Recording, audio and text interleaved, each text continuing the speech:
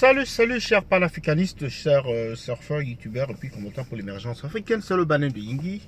Alors je suis à vous aujourd'hui pour, n'est-ce pas, parler de cette situation qui prévaut dans le nord-ouest, sud-ouest du Cameroun. C'est-à-dire, on a passé là une semaine vraiment sanglante, où je pense que du côté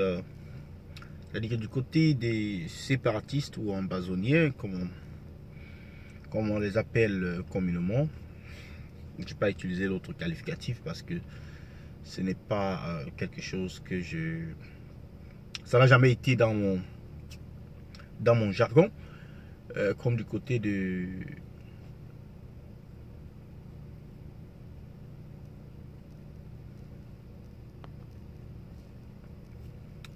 Pardon, excusez-moi. J'ai du côté des ambazoniens comme du côté des forces régulières, forces de la République du Cameroun. Il y a beaucoup de morts. Il y a plus de 10 morts du côté de l'armée, que ce soit le BIR, que ce soit les gendarmes, que ce soit les policiers, les militaires, tous tués, morts, laissant ainsi des familles, des enfants, des frères et sœurs, qui vont faire le deuil pendant très longtemps.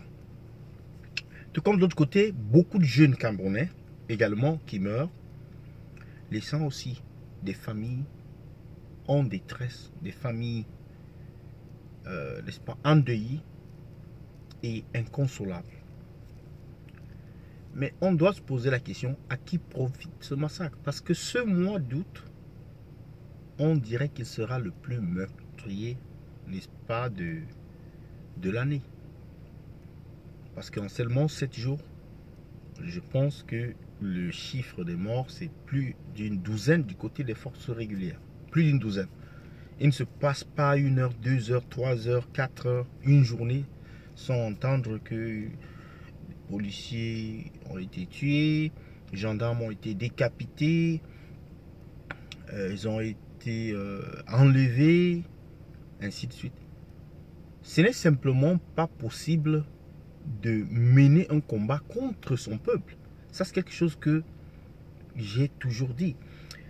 La difficulté ici, c'est qu'on doit vivre là-dedans. C'est vrai que le maire Ekema de Buea est très sûr de lui parce qu'il a une escorte présidentielle. Donc, il se dit intouchable jusque-là. Mais, même les gens qui le gardent, eux, ils ne sont pas forcément en sécurité. Parce que quand ils rentrent chez eux, quand ces gens-là rentrent chez eux, ils se font kidnapper là-bas et ils sont mis à mort.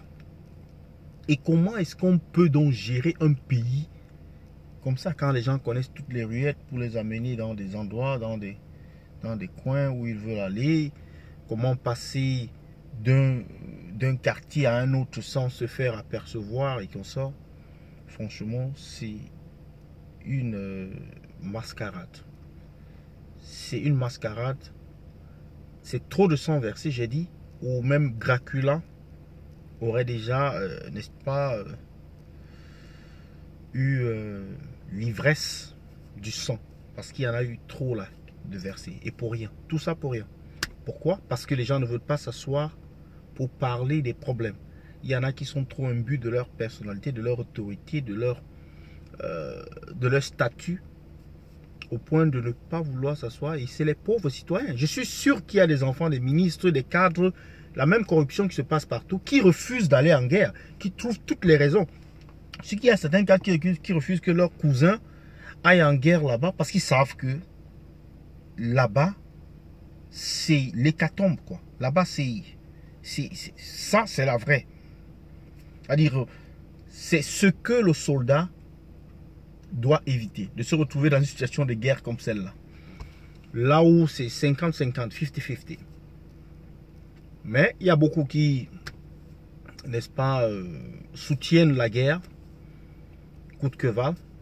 Et je ne sais pas là où ça va nous mener parce que j'ai dit qu'il n'y a pas une victoire militaire ici. Donc c'est ce que je soumets à votre attention aujourd'hui. Le nombre de morts, qu'est-ce que ça vous dit?